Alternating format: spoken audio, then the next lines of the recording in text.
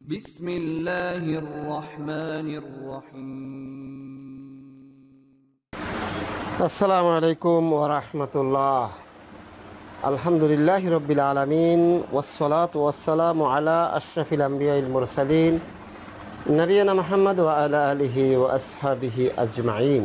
أما بعد، أعوذ بالله من الشيطان الرجيم. بسم الله الرحمن الرحيم. وقال تعالى: قل إن كنتم تحبون الله فاتبعوني يحببكم الله ويغفر لكم ذنوبكم الله غفور رحيم.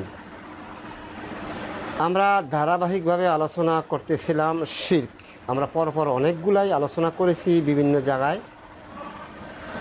এগুলো আপনারা ইউটিউবে পাবেন। তো ফেসবুকে মাঝখান দিয়ে একটা গ্যাপ হয়ে গেছে। এই গ্যাপের পরে আবার আমরা আজকে আলোচনা বসেছি, সেটা হলো আনুগত্য। আনুগত্যের মধ্যে শিরক, আবার আনুগত্যের মধ্যে জায়েজ আনুগত্য আছে, আবার হারাম এবং শিরক আনুগত্য আছে।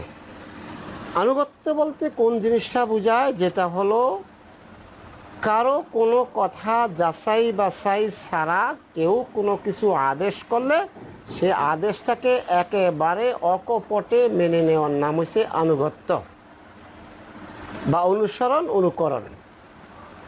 আল্লাহ রাব্বুল আলামিন কোরআনুল কারিমে সূরাতুল বনী ইসরাঈলে এই কথাটা এইভাবে আল্লাহ বলছেন: আউযু বিল্লাহি মিনাশ শাইতানির রাজীম। ওয়াকাদা রব্বুকা আল্লা তা'বুদু ইল্লা ইয়াহু ওয়া বিল ওয়ালিদাইনি ইহসান।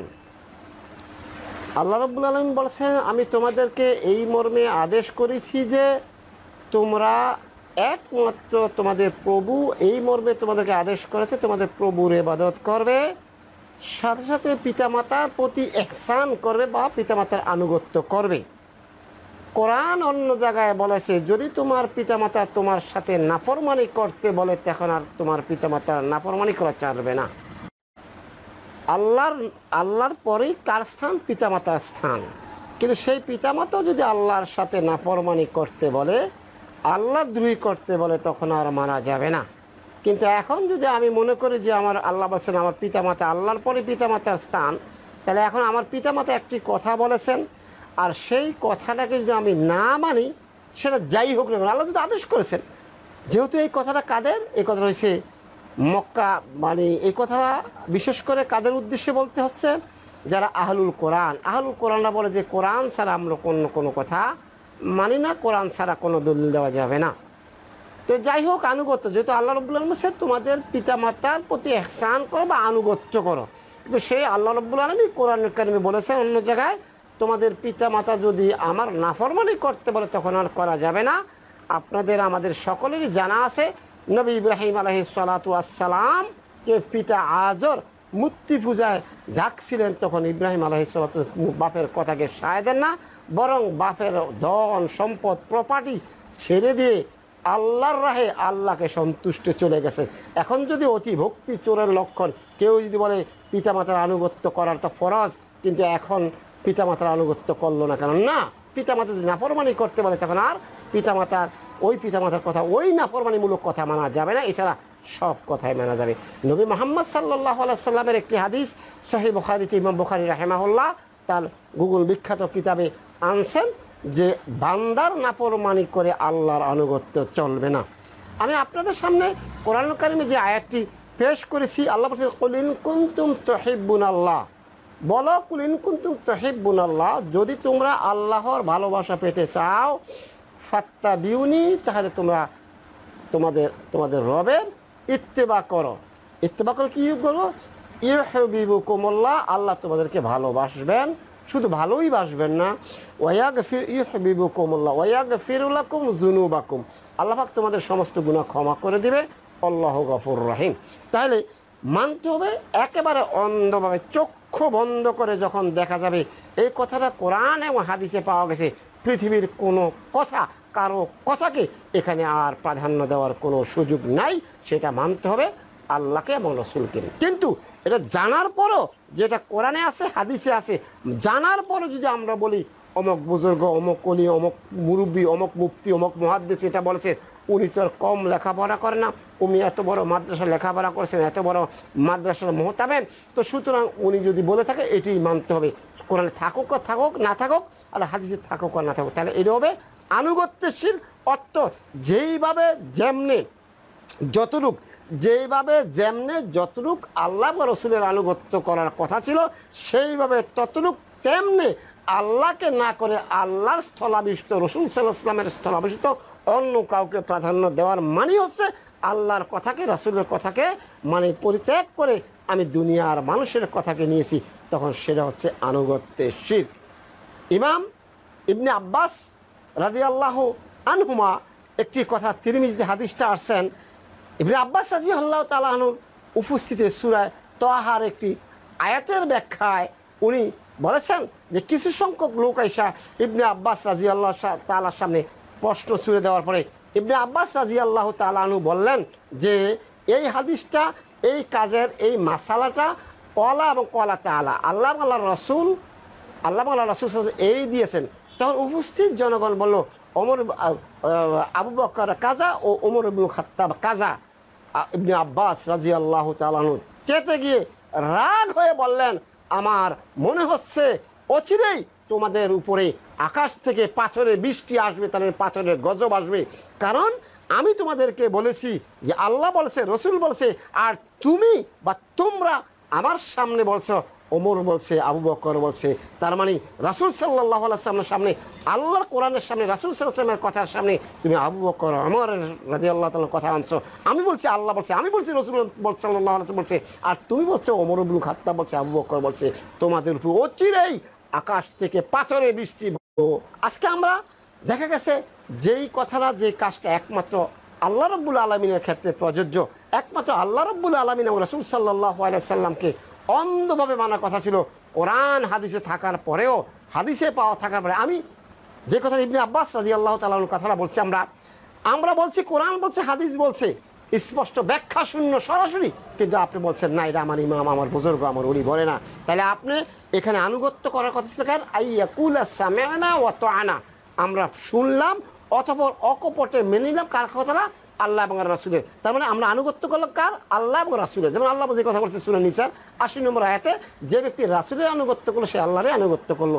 এই কথাগুলো অনেকবার বলেছি, আবার আজকে বলতে হয়। সূরা হাশরের ৭ নম্বর আয়াতে আল্লাহ বলছেন, ওয়ামা আতাকুমুর রাসূল, রাসূল সাল্লাল্লাহু আলাইহি ওয়াসাল্লাম দিয়েছেন, ফাখুযুহু, তা ধরো। কত সুন্দর বলছেন, লাকাদ কানা লাকুম ফি রাসূলিল্লাহি উসওয়াতুন হাসানাহ, মুহাম্মদ সাল্লাল্লাহু আলাইহি ওয়াসাল্লামের আদর্শ নমুনার মধ্যে জীবন আদর্শ, তোমাদের উত্তম আদর্শ, উত্তম নমুনা।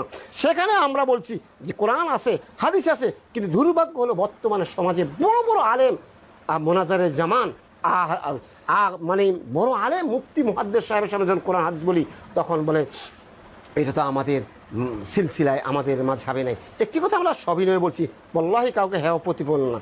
দেখুন একটা কথা, আহলাদ যে অনেকে গালি দেয়, রফল আযান করা, জোরে আমিন বলা, বুকে হাত বাঁধা, পায়ের সাথে পাত, কাঁধের সাথে কা লাগিয়ে দাঁড়ানো, এরপর প্রত্যেক সলাতের পরে ইমাম সাহেব মুক্তাদির করে মুখ করে বসায়। এইভাবে অনেকগুলো সুন্নত আছে হাদিসের কথা। তো এখন হাদিসের কথা আমরা একটু আপাতত অফ থাকলাম, কারণ যেহেতু আমাদের অনেক ভাইয়েরা আমাদেরকে মাযহাবের দোহাই দেয়। 4 মাযহাবের মধ্যে, 4টি মাযহাবের মধ্যে 3 মাযহাবের ফতোয়া, এগুলা হাদিসের উপর ডিপেন্ড করে, তারপর এগুলা সহিহ, এগুলা মানার জন্য হাদিস থেকে প্রমাণিত। শুধু একজন মাযহাবের ইমামরা বলছে যে এটা এরকম একটু ভিন্ন ধর্মী বলছে। তাইলে 4টি মাযহাবের মধ্যে 3টি মাযহাব বলছে এক কথা, আর ওই 3টি মাযহাবকে আমরা ফলো করি। মূলত আমরা ফলো করি আল্লাহ এবং রসুলের, যেহেতু আমরা দলিল দিয়ে আসছি। 4 মাযহাবের 3 মাযহাব এই মাসালাগুলো মানে, এই মাসালাগুলো মানতে গিয়ে আমরা এই মাসালাগুলো আহলে হাদিস বা সালাফিরা মানি।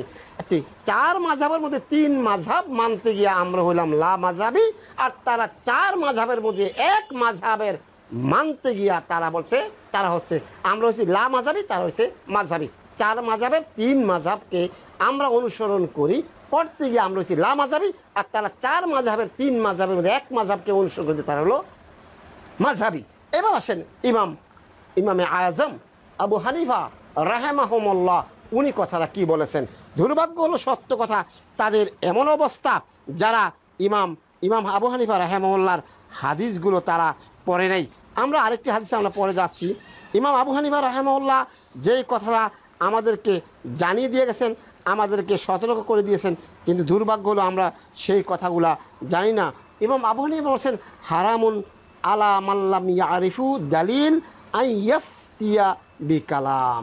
ইমাম আবু হানিফা রাহিমাহুল্লাহ বলছেন তাদের জন্য হারাম আমার কথার দ্বারা দলিল দেওয়া, যতক্ষণ পর্যন্ত তারা জানবে না যে আমি কথাটা কোত্থেকে পাইলাম, আমার কথাটা সূত্র কোরআন হাদিস দ্বারা প্রমাণিত কিনা। দুর্ভাগ্য হলো সত্য কথা ইমাম আবু হানিফা রাহিমাহুল্লাহ দৃঢ়তার সাথে কথাটা বলে গেছেন। এরপরে ইমাম আবু হানিফা রাহিমাহুল্লাহ আরেকটি কথা, ইজা রাআইতুম কালামানা ইউখালিফু যাহিরাল কিতাবি ওয়া সুন্নাহ ফাআলামু বিল কিতাবি ওয়া সুন্নাহ ওয়াদরিবু বিকালামিনাল হাইতা। যখন তোমরা দেখবে আমার কথা কোরআন হাদিসের প্রকাশ্য বিরোধী, তখন তোমরা কোরআন হাদিসের উপর আমল করবে। ইমাম আবু হানিফা রাহিমাহুল্লাহ বলেছেন, কিন্তু এরা এত বড় মুহাজিরে জামান, এত বড় আহলে মুফতি, এরা এই হাদিসগুলো ইমাম আবু হানিফা রাহিমাহুল্লাহ কথাগুলো তারা ঠিক মতো বলে না। তারা শুধু কীভাবে আহলে হাদিসের বিরুদ্ধে আচরণ করবে সেই চিন্তা করতেছে। আরে বেটা, পৃথিবীতে আহলে হাদিসের বিরুদ্ধে আচরণ করে পৃথিবীতে কেউ টিকতে পারে না, কারণ টিকবে না ইনশাল্লাহ। কারণ আহলে হাদিসে কোনো বাপের বানানো, পীরের বানানো, বুজুর্গ বানানো, অলির বানানো কথা বলে না। হ্যাঁ, আহলে হাদিসে অবশ্যই ফুকাহা কেরামদেরকে, ফকীহদেরকে শ্রদ্ধা করে, ভালোবাসে। ফুকাহা কেরামদের ফতোয়া তারা অনুসরণ করে যতক্ষণ পর্যন্ত কোরআন হাদিসে তার মিল থাকে। সুতরাং যদি অন্ধভাবে যদি আমরা কারো আনুগত্য করি, তাহলে সেই আনুগত্যটা যেটা একমাত্র শুধুমাত্র আল্লাহ রাব্বুল আলামিন পাওয়ার যোগ্য, রাসূল সাল্লাল্লাহু পাওয়ার যোগ্য, কিন্তু সেটাকে বাদ দিয়ে এখানে যে অন্য কাউকে আমরা বসিয়ে দেই, তাহলে সেই স্থানে আল্লাহ রাসূল স্থানে যদি অন্য কথা মানে, তাহলে সেখানে আমরা আল্লাহ রাসূলের ক্ষেত্রে অন্য করে বসিয়ে দেওয়া হলো। আনুগত্য করলাম কার? আল্লাহ রাসূলের না করে অন্যজন করলাম, তাহলে এখানে আমরা শিরিক হবে।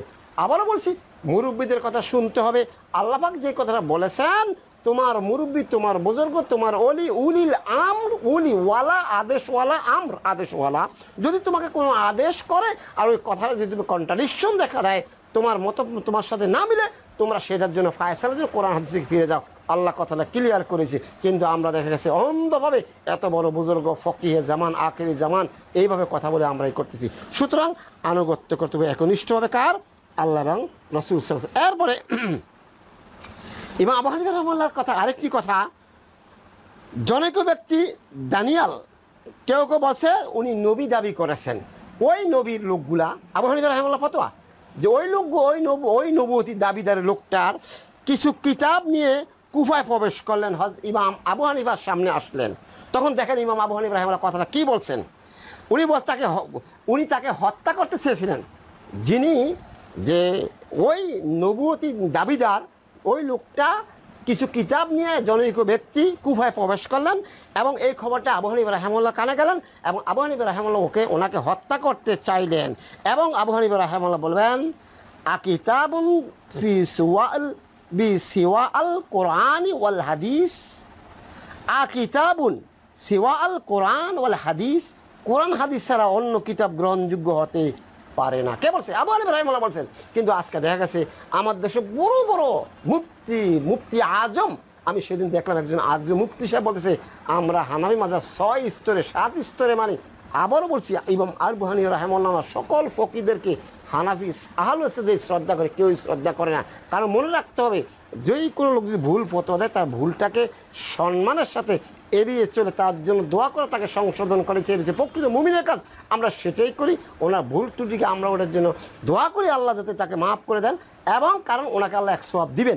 কিন্তু অন্ধভাবে আপনাকে দেখিয়ে দিলাম চোখে আঙ্গুল দিয়া, কোরআনে আছে, হাদিস আছে, বা অন্য বড় বড় 200 লোকের মধ্যে 150 লোকই হাদিসটার পক্ষে দিল, দলিল দিয়ে বলল, কিন্তু আপনি বলছেন না আমরা মানি না, কারণ উনি হচ্ছে প্রবীণ। সুতরাং প্রবীণ হোক আর যাই হোক না কেন, কারণ আমি আমার বাপের সন্তান, আমার বাপ দেখা গেছে কিছু জানতো না, আল্লাহ রাব্বুল আলামিনের দয়া করে আমাদেরকে জানার তৌফিক দিয়েছেন। এখন কি আমি কি বাপের কথা নেই? মানে বাপে বলছে, বাপ মিলাদ পড়াইছে, বাবায় 40 করাইছে, বাপে মাজারও গেছে, অমুক জায়গায় গেছে, তমুক দেয়া গেছে, তাহলে এখন কি আমি কোরআন হাদিস জানার পরে কি আমি বাপের আনুগত্য করবো? এখন যদি আমি কোরআন হাদিস জানার পরে বাপের আনুগত্য করি, তাহলে আমি আল্লাহ ও রসুলের আনুগত্য জায়গা কাকে বা স্থান দিলাম, বা পিতামাতাকে স্থান দিলাম। আর পিতামাতা তো কিছু তাগুত, কারণ তাগুত কেন? আল্লাহ রসুলকে বাদ দিয়ে তাগুতের ইবাদত করলাম, তখন আনুগত্যের শিরক। সুতরাং আমাদেরকে খুব সতর্ক সাবধান থাকতে হবে, আনুগত্য যাতে কোনো মতে শিরিক না হয় সেক্ষেত্রে আমাদেরকে সতর্ক সাবধান থাকা জরুরি।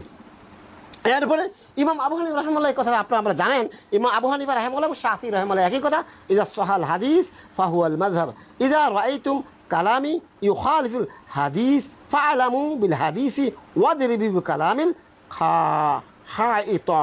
কোনো হাদিসের বিরুদ্ধে, কোনো হাদিস বিরুদ্ধে প্রমাণে বিশুদ্ধ প্রমাণিত কোনো হাদিস বিশুদ্ধ প্রমাণ, ইজা সহাল হাদিস ফাহুয়াল মাযহাব, সহি হাদিস যদি প্রমাণিত হয় সহি, সেটা হচ্ছে আমার মাযহাব। ইজা রাআইতুম কালামিল ইউখালিফুল হাদিস, যদি দেখো কোনো কথা আমার কথা এবং হাদিসের বিরুদ্ধে হয়ে যায়, ফাআলামু বিল হাদিসি ওয়াদরিবু বিকালাম, তোমরা কি করো, হাদিসটাকে ধরো, আমার কথাকে দেওয়ালে ভিক্ষা দেয়। ইমাম আবু হানিফা রাহিমাহুল্লাহ এবং ইমাম শাফি রাহিমাহুল্লাহ কথাগুলো বলেছেন, কিন্তু দুর্ভাগ্য হলো সত্য কথা জানার পরও আমরা সেটাকে গ্রহণ করতে পারি না। তার মানে একনিষ্ঠভাবে কার আনুগত্য করার কথা ছিল, সেটা হলো একমাত্র রাসূল সাল্লাল্লাহু আলাইহি সাল্লামের এবং আল্লাহ এবং রাসূল সাল্লাল্লাহু আলাইহি সাল্লাম। কিন্তু সেটা আমরা না করে কি করছি, আমরা একজন লোক করছি, যত বড় মুফতি হোক, যত বড় মুহাদ্দিস হোক না কেন, সেটা আমাদেরকে মানা, কোরআন হাদিস যাকে বলছে অন্ধভাবে একমাত্র অনুসরণ করতে আল্লাহ এবং রাসূলের। তো সুতরাং আমাদেরকে যে হাদিসটা আমরা আপনাদের সামনে বলছিলাম যে ইবনে আব্বাস রাদিয়াল্লাহু তাআলা ইউশিকু আন তানজিলা আলাইকুম হিজারাতান মিনাস সামা আকুলু ক্বালা রাসূলুল্লাহ ওয়া তাকুলু ক্বালা আবু বকর। ইবনে আব্বাস রাদিয়াল্লাহু বলছেন, অচিরে তোমাদের উপরে পাথরের বৃষ্টি নাজিল হবে, কেন আমি বলছি যে রাসূল সাল্লাল্লাহু আলাইহি সাল্লাম বলেছেন, আর তোমরা বলছো আবু বকর বলছে, ওমর বলছে, তোমাদের তো অচিরেই আল্লাহ পাকের পক্ষ থেকে পাথরের বৃষ্টি হবে। সুতরাং এই আয়াতটার সূরা তাহার 124 এবং 27 নম্বর 124 থেকে 27 নম্বর আয়াতের ব্যাখ্যায় গিয়া এই কথা বলা হচ্ছে। সুতরাং আজ আমাদের অবস্থা কোথায় গিয়ে দাঁড়াইছে, আল্লাহ পাক আমাদেরকে প্রকৃত আনুগত্য যেটা পাওয়ার, যেমন আমরা যেটা আবারও বলছি, আল্লাহ বলছেন ইয়া আইয়ুহাল্লাযীনা আমানু আতিউল্লাহ ওয়া আতিউর রাসূল ওয়া লা তুবতিলু আমালাকুম, হে ইমানদাররা তোমরা আনুগত্য করো আল্লাহর, আনুগত্য করো কার, রাসূলের সাল্লাল্লাহু আলাইহি সাল্লাম, ওয়া লা তুবতিলু আমালাকুম, এবং আল্লাহ এবং রাসূলের আনুগত্য বাদ দিয়ে যদি তোমরা কোনো আমল করো, সেই আমলটা কি হবে, পণ্ড হয়ে যাবে, গ্রহণ করা হবে না। তার মানে আমি যদি আমার ইবাদত, নামাজে, হজে, যাকাতে, উঠা বসায়, পোশাক, উজু, গোসল, সব জায়গায় যদি আমি দেখলাম কোরআনে আছে, হাদিসে আছে এবং নির্ভেজালভাবে শত মুহাদ্দিসের কাছে বলছে রাইট, কিন্তু জানার পরও যদি আমি এককভাবে একজনের সিদ্ধান্তকে মেনে নেই, কোরআনে যা আছে থাকুক, হাদিসে যা আছে থাকুক, তাতে আমার দেখার বিষয় না, তারা কিন্তু আপনি অন্ধভাবে আনুগত্য করলেন। এই অন্ধভাবে আনুগত্য করা শিরক, আপনি শিরকে মুখতালিফা হলেন। সেই জন্য আপনি আমাদেরকে শিরকের বোঝা কাঁধে নিয়ে আল্লাহর দরবারে দাঁড়াতে হবে। সর্বসাকুল্যে আমাদের কথা হলো একমাত্র শুধুমাত্র কেবলমাত্র আমাদেরকে অন্ধভাবে মানতে হবে, আইয়াকুলা সামি'না ওয়া আতা'না, আমরা কোরআন হাদিসের কথা শুনবো, যাচাই করব, অকপটে মেনে নিব, আনুগত্য করতে হবে একমাত্র ইসলামের ক্ষেত্রে, শরীয়তের ক্ষেত্রে। যারা শরীয়তের সাথে কন্ট্রাডিকশন দেখা না দিবে, ইসলামের ক্ষেত্রে কন্ট্রাডিকশন দেখা না দিবে, ততক্ষণ পর্যন্ত পিতামাতা হোক, মুরব্বী হোক, শায়েখ হোক, মুহাদ্দিস হোক, মুফতি হোক, তাদের আনুগত্য করা যাবে। কিন্তু যখনই কোরআন হাদিসের খেলাফ কোনো কথা বেরিয়ে যাবে, কোরআন হাদিসের আনুগত্যের বিরুদ্ধে কোনো কথা বেরিয়ে যাবে কোনো মুমিন বা মুসলমানের, তখন উচিত হবে না ওই কথাকে, পৃথিবীর যত বড় মুফতি হোক আর যত বড় মুহাদ্দিস হোক, তার কথাকে আনুগত্য করা, তার কথাকে অনুসরণ করা অন্ধভাবে, সেটা মুসলমানের জন্য উচিত হবে না। আর যদি সে মেনে নেয়, তাহলে সে আনুগত্য করলো আল্লাহর স্থলাভিষিক্ত অন্যজন, রসুলের স্থলাভিষিক্ত অন্যজন, অর্থাৎ আল্লাহর স্থলাভিষিক্ত একজনকে দাঁড় করলো, রসুলের স্থলাভিষিক্ত একজনকে দাঁড় করলো, যেটার ব্যাপারে আল্লাহ বলছে তোমরা আনুগত্য করো, আতাত করো, তোয়াত করো, ইতাত করো আল্লাহ এবং রাসূলের। আর সেখানে ওয়াউলিল আমরি মিনকুম, উলিল আমরি, ওয়ালা আদেশ, ওয়ালার আদেশ মানো। তবে আল্লাহ শর্ত দিয়েছেন, ওই কথাটা যদি তোমার মধ্যে কোনো কন্ট্রাডিকশন দেখা যায়, তোমার কথাটা কোরআন হাদিস ফিরিয়ে নাও, কোরআন হাদিস ফিরিয়ে নিয়ে যাচাই করে দেখো কোনটা সত্য। কিন্তু যাচাই বাছাই করার পরেও, কোরআন হাদিসে থাকার পরেও, জানার পরেও আমরা অন্ধভাবে মেনে নিলাম, এর সে আনুগত্য। আর এই আনুগত্য এর হলো শিরক, যেটা আবারও বলছি, যেটা কোরআন হাদিসের সাথে কন্ট্রাডিকশন দেখাচ্ছে। যে আনুগত্য পাওয়া একমাত্র শুধুমাত্র কেবলমাত্র আল্লাহ প্রদত্ত, রসুল প্রদর্শিত দিনের প্রতি, সেটা এবং আল্লাহকে মানতে হবে, রসুলকে মানতে হবে, তাহলে সেটা আর শিরকের মধ্যে পড়বে না। আর জেনে বুঝে যদি আমরা করি, তাহলে সেটা শিরকের মধ্যে পড়বে। আল্লাহ পাক আমাদেরকে বুঝার তৌফিক দান করুক, আমিন। সুবহানাকাল্লাহুম্মা বিহামদিকা আশহাদু আল্লা ইলাহা ইল্লা আনতা আস্তাগফিরুকা ওয়া আতুবু ইলাইক। আসসালামু আলাইকুম ওয়া রাহমাতুল্লাহি ওয়া বারাকাতুহু।